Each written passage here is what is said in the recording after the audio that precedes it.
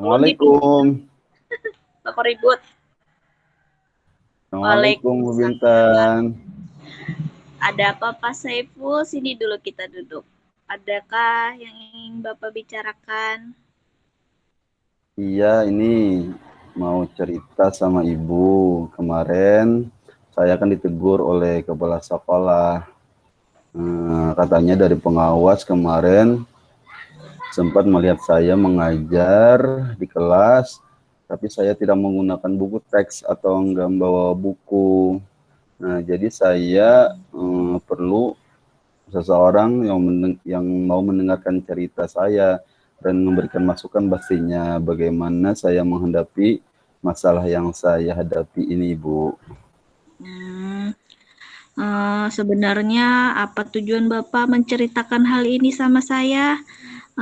Apakah ada yang bisa saya lakukan untuk Bapak? Saya ingin berdiskusi sama Ibu. Tentunya saya ingin mendapatkan solusi bagaimana saya menghadapi masalah yang saya hadapi ini, Ibu. Mungkin Ibu Intan bisa membantu. Apa yang Bapak inginkan dari pembicaraan ini dan sebenarnya masukan yang seperti apa yang bisa saya berikan untuk Bapak? Saya ingin menemukan cara bagaimana saya meyakinkan kepala sekolah dan pengawas nantinya tentang cara saya mengajar di kelas. Bahwasanya yang saya lakukan itu benar dan itu disukai oleh siswa dan membuat hasil belajar mereka jadi bagus, Ibu. Lalu apa yang akan kita bahas terlebih dahulu nih Pak? Yang akan kita bahas dulu ya, Bu ya. Iya. Saya ingin mendapatkan bagaimana caranya saya nantinya dapat meyakinkan kepala sekolah dan pengawas tentang cara mengajar saya di kelas itu, Ibu. Iya. Sebenarnya motivasi apa yang Bapak miliki sehingga Bapak begitu yakin ingin melaksanakan pembelajaran yang seperti itu? Saya memiliki berbagai inovasi, Ibu, cara mengajar di kelas. Kemudian juga saya mempunyai banyak ide-ide yang baru dalam mengajar. Kemudian saya juga berkomunikasi dengan baik dengan siswa dan orang lain. Itu salah satu posisi saya, Ibu. Oh iya Pak. Potensi apa yang Bapak miliki untuk mewujudkan hal itu? Tentunya potensi yang saya miliki tadi, Bu, saya memiliki inovasi, berbagai macam ide-ide yang baru dalam mengajar. Kemudian juga saya memiliki cara berkomunikasi yang bagus, yang baik, yang mudah dipahami oleh siswa. Itu, Ibu. Oh iya Pak. Lalu apa yang bisa Bapak lakukan dengan potensi tersebut? Yang bisa saya lakukan, Ya. saya berinovasi tidak mengajar tidak tergantung dengan buku teks. Saya bisa mengajar kepada siswa itu dari pengalaman langsung di di sekitar mereka. Kemudian anak juga bisa menemukan pengetahuannya sendiri. Nah, kemudian juga saya bisa menggunakan internet untuk menambah wawasan mereka dan komunikasi yang baik dengan siswa-siswa saya, Ibu. Iya. Bagaimana kalau usaha Bapak gagal? Apa konsekuensinya? Kalau gagal, tentunya konsekuensi yang saya akan dapatkan, kepala sekolah mungkin tidak akan mengizinkan saya mengajar seperti ini, dan mungkin juga pengawas juga tidak akan senang dengan apa yang akan saya lakukan, Ibu. dan tentunya juga akan berpengaruh kepada hasil belajar siswa-siswa saya. Gitu ya Pak. Lalu seberapa besar keyakinan Bapak bahwa rencana ini akan berhasil dan alasannya apa Pak? Saya sangat yakin Ibu, sangat yakin Ya. apa yang saya lakukan ini akan berhasil. Saya dengan kemampuan yang saya miliki, anak akan berkembang dengan baik, secara optimal. Kemudian bila mereka merasa senang, bahagia, kemudian mereka dalam belajar, itulah alasan saya kenapa saya melakukan hal ini. Gitu. Lalu rencana mana yang Bapak anggap paling bisa berhasil untuk mewujudkan hal tersebut? Rencana saya Rencana Bapak. yang dapat saya ambil pastinya tadi tentang bagaimana anak merasa senang dan bahagia di kelas dalam belajar, Ibu. Ya. Apa yang akan Bapak lakukan dalam menjalankan rencana tersebut? Bisa diulang Ibu apa yang ditanyakan tadi? Apa yang akan Bapak lakukan untuk menjalankan rencana tersebut? Saya akan merefleksi apa yang sudah saya lakukan di kelas, kemudian melihat keunggulan dan kelemahan apa dari pembelajaran yang saya lakukan di kelas, Ibu. Oh, gitu ya, Pak. Apa yang menjadi tolak ukur Bapak yang menunjukkan bahwa rencana Bapak itu berhasil? Tolak ukur Tolak ukur. Yang menunjukkan bahwa rencana saya akan berhasil, Ibu, tentunya tingkat partisipasi siswa yang bagus di dalam kelas. Kemudian mereka sangat bersemangat, juga kreatif, yang dapat mengungkapkan semua pemikirannya dalam pembelajaran. Itu yang menjadi tolak ukur saya dalam keberhasilan dalam pembelajaran ini, Ibu. Apa hambatan yang mungkin nanti bisa Bapak hadapi? Hambatan yang saya dapat hadapi pastinya, Ibu, kalau siswa saya itu adalah punya karakter yang pendiam, tertutup, tentunya dia tidak akan dapat mengeluarkan ide-idenya. Kemudian juga pastinya hambatannya dari kepala sekolah dan pengawas apabila tidak mengizinkan saya melakukan hal ini di kelas. Bagaimana cara Bapak untuk menghadapi hambatan tersebut? Saya akan berinteraksi dengan murid saya secara positif dengan ilmu sosial emosional yang dipelajari kemarin, sehingga siswa saya akan merasa senang berkomunikasi, berinteraksi dengan saya, dan juga komunikasi reseptif kepada kepala sekolah dan pengawas agar mereka setuju terhadap apa yang saya lakukan. Oh iya Pak. Menurut Bapak, apa yang paling penting dari pembelajaran yang Bapak laksanakan? Menurut saya yang sangat penting dalam pembelajaran, Ibu, adalah anak itu bahagia, anak itu bersemangat, anak itu dia bersemangat dalam belajar, kemudian dapat mengeksplor seluruh kemampuannya dan dia bisa dapat berkembang dan baik dalam kelas, sehingga itu akan menjadikan nilai hasil belajar mereka menjadi baik, dan itu pastinya maunya didukung oleh kepala sekolah dan pengawas, Ibu. Oh ya Pak. Komitmen apa yang ingin Bapak buat untuk menjalankan rencana tersebut? Saya berkomitmen melaksanakan pembelajaran yang baik, yang berpihak pada murid, agar tercipta merdeka belajar yang sedang digaung-gaungkan oleh pemerintah, Ibu.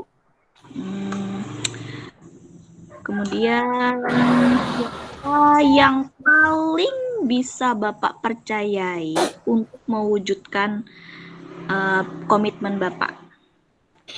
Yang dapat saya percayai untuk mewujudkan komitmen saya, Ibu, tentunya adalah kepala sekolah sebagai pemegang atau atasan di sekolah dan pengelola satuan pendidikan di sekolah saya. Artinya kepala sekolah sangat dianggap saya sangat penting dalam membantu mewujudkan keinginan saya.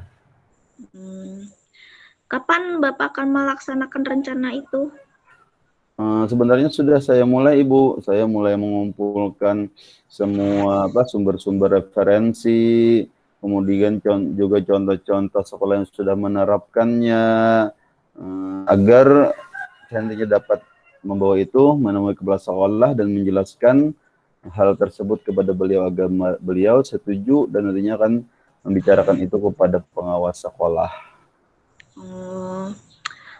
Kapan Bapak akan melakukan tindak lanjut dan melakukan refleksi dari rencana yang sudah Bapak lakukan untuk melihat seberapa besar keberhasilan pembelajaran yang sudah diterapkan? Setiap kali masuk kelas, Ibu, setiap melakukan penilaian kami atau saya selalu melakukan refleksi untuk memperlihatkan nantinya siswa tersebut yang saya ajar di kelas itu berhasil atau tidak. Kemudian memperlihatkan hasil kerja tersebut kepada kepala sekolah. Tentunya dari nilai dan perubahan sikap yang baik itu akan menjadi bekal saya untuk menemui kepala sekolah dan menceritakan hal tersebut kepada beliau.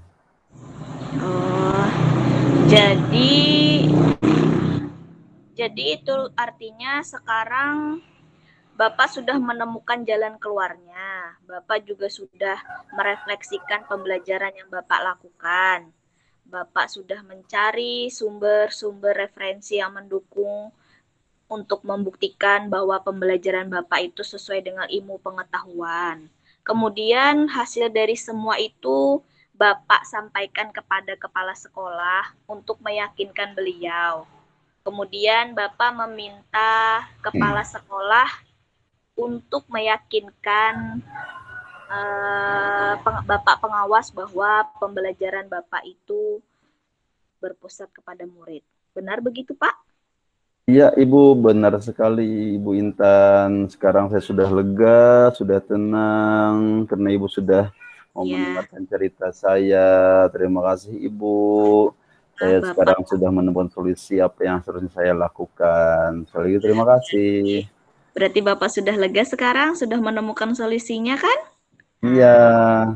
Sama-sama, Pak. Memang begitulah gunanya teman, gunanya rekan kerja. Jadi kita bisa saling sharing, bisa saling membantu menyelesaikan permasalahan yang dihadapi.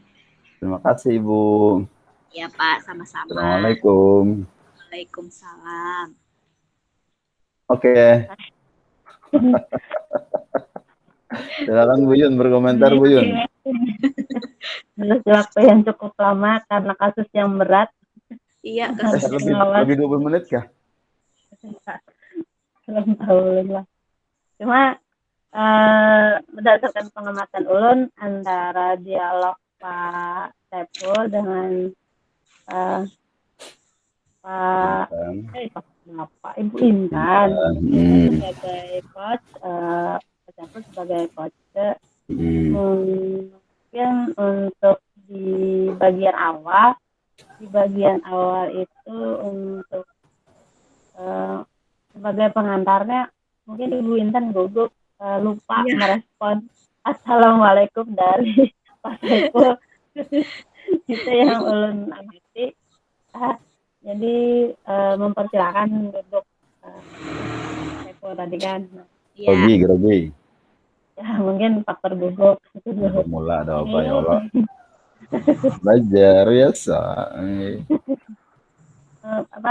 Mungkin juga kasusnya berat tadi, mungkin Bu Intan gugup juga kasusnya kayak apa Pak Saiful. Karena kasusnya tadi kan kasus antara berkaitan dengan pengawas dan kepala sekolah, ataupun kalau bermasalah dengan pengawas dan kepala sekolah memang agak gugup lah, apalagi kita sebagai misalnya sebagai pendengar kita nanti ikut terlibat, tapi ini sebagai pendengar ya kita bersolusi ya. Bukan bersolusi, kita mendengarkan dan bersama-sama membiarkan coach mencari solusinya sendiri. Lalu untuk tujuannya Bintan sudah melaksanakan dengan memberikan memancing pertanyaan, mencari tujuannya apa sebenarnya dari pertanyaannya ingin dibicarakan, lalu apa yang ingin dibahas itu sudah ada dalam tujuan. Kemudian diidentifikasi, Ibu Intan juga sudah mencari mengidentifikasi dari permasalahan Pak Saiful yang ternyata memang bersikeras kukuh untuk menerapkan pembelajaran tanpa buku teks. Lalu untuk rencana aksi itu sudah mulai renyah karena Pak Saiful sudah bisa mencari dan menyampaikan solusinya itu sendiri. Dan terakhir tanggung jawabnya Ibu Intan juga sudah mendengarkan secara seksama, bahkan juga memberi penutup bahwa sesama rekan kerja itu harus saling mendengarkan dan saling bekerja. Karena di kantor kan kita hanya ada rekan kerja yang di piring dilihat setiap hari. Iya. Aja dari komentar sebagai pengamat. Terima kasih. Terima kasih Bu Yun. Waalaikum Intan. Selamat siang Nak. Waalaikumsalam Bapak. Selamat siang juga. Apa kabar Intan hari ini? Alhamdulillah Pak, kabar saya baik. Bagaimana dengan kabar Bapak ya? Alhamdulillah, Bapak juga bagus, sehat.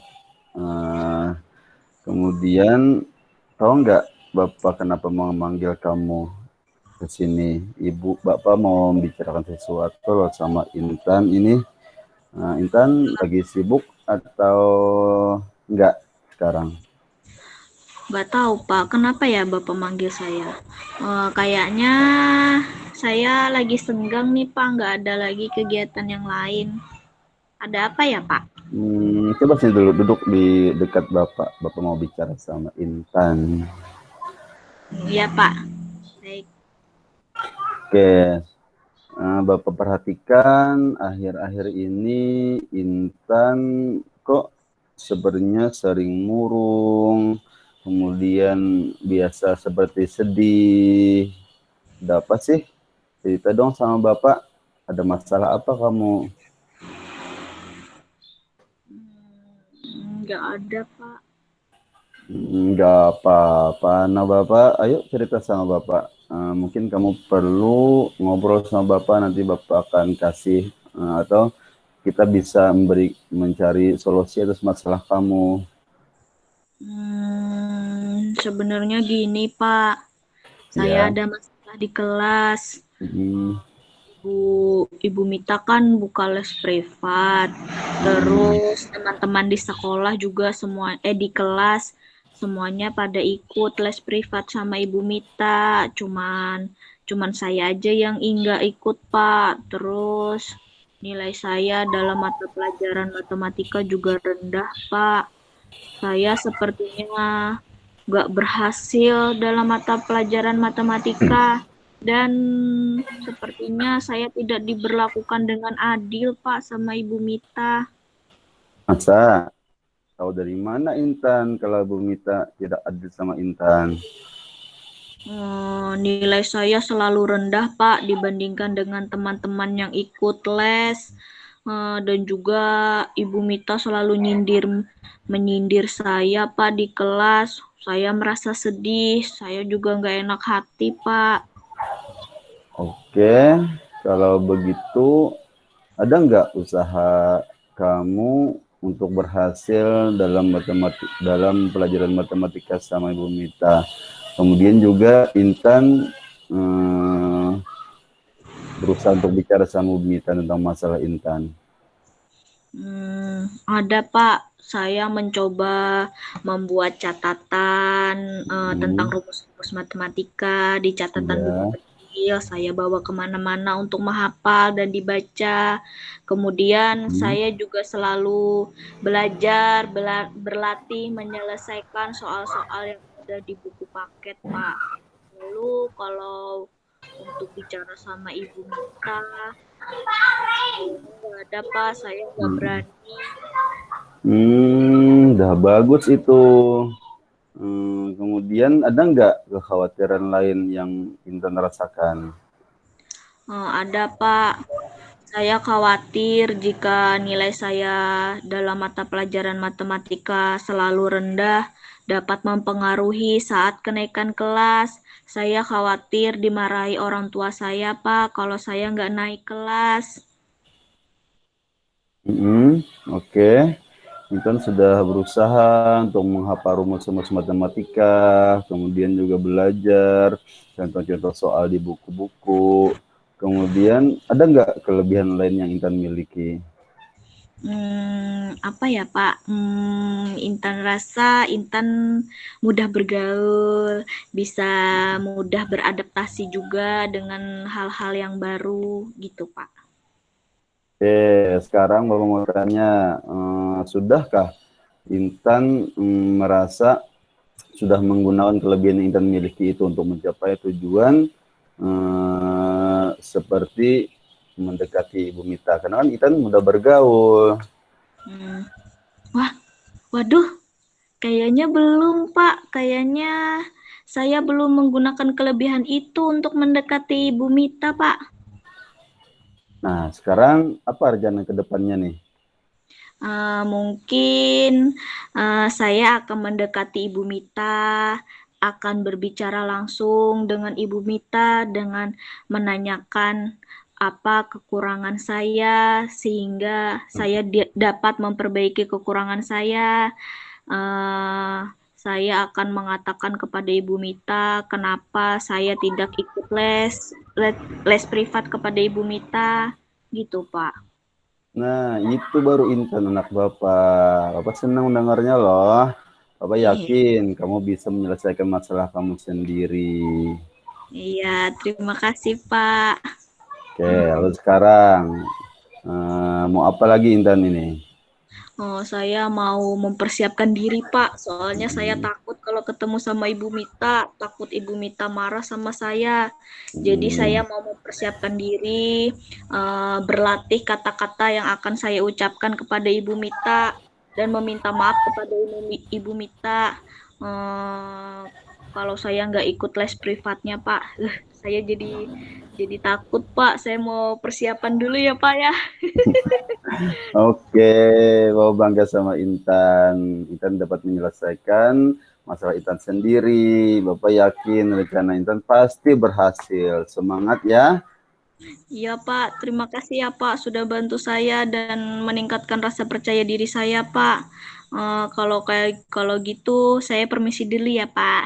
Oke, Intan. Semangat ya nak ya. Ya Jangan Pak, sungkan kalau terima ada masalah kasih. cerita sama Bapak. Nanti kita ngobrol-ngobrol lagi. Sana main. Ya. Iya Pak, saya main dulu sama teman. Saya mau ke kantin ya Pak ya. Iya, jajan kan. Nih, bungkuskan Bapak ya. Ya. Oke, stop. Kayak Ibu Yuni tertawa. Lanjut. Lanjut, oke. Praktik coaching yang sangat seru dan juga menyenangkan. Iya.